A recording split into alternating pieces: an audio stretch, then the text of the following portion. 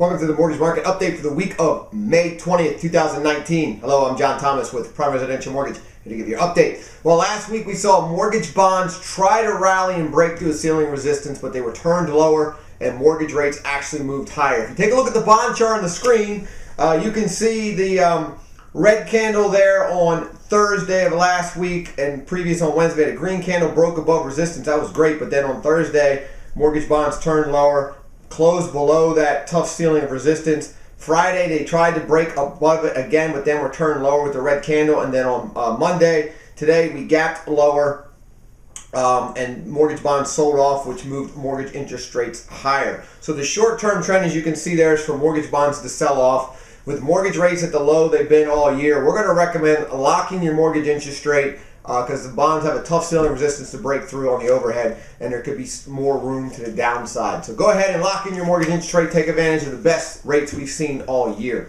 Now, in the economic news, big news is U.S. and China relations.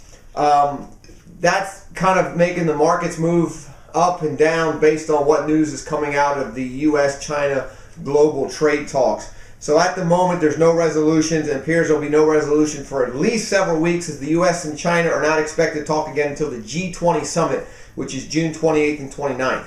So the U.S., China, and the entire globe would benefit from a deal if one would happen. Stocks will likely recover all their recent losses and then maybe rally. That would be bad news for mortgage bonds. So at the end of June, we're going to be carefully watching these trade talks, because if it causes the stock market recovery and rally, that would be bad news for mortgage bonds. We can see mortgage interest rates move higher. Then we saw weekly initial jobless claims come out on Thursday. They showed 212,000 claims for the week. That was a drop of 16,000 claims, and was 7,000 better than the expectations of 219,000 claims. So this was the first time we've seen claims drop in 3 weeks, as you can see on the chart. So we broke below that 230 trending we've been having. So we could be seeing jobless claims moving lower again. That would be great news for the economy, or this could be a short-term blip. So we'll have to see how it comes out this Thursday. If it goes back up to the 230 range, that would be a sign that the labor market is starting to tighten and slow a little bit.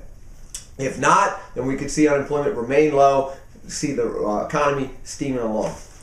In housing news, we had housing starts for April 2019 rose 5.7% to 1.235 million units on an annualized basis. Housing starts is a number of homes new home builders have started construction on. So that is a measure of how new home construction is doing, and that's a good sign there, a good number. So the last month's housing starts were revised higher. So the starts, if we factor that in, were actually up 8%. And mostly in single-family homes as opposed to multifamily. So that is good news for single-family residents. That's good news for housing.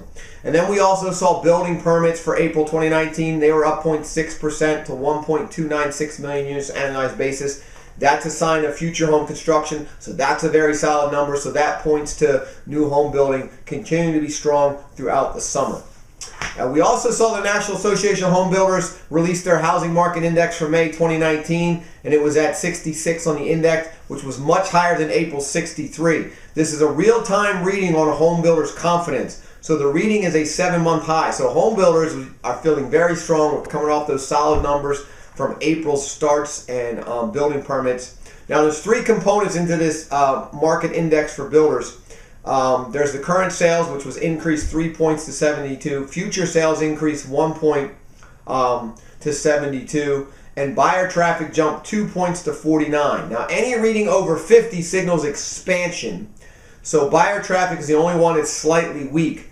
But we seem to be making strides there. It did come up some. But if we can get buyer traffic above 50, that's going to be a huge sign for housing. That'll be super bullish. We'll probably see home prices start to rise more than they have been.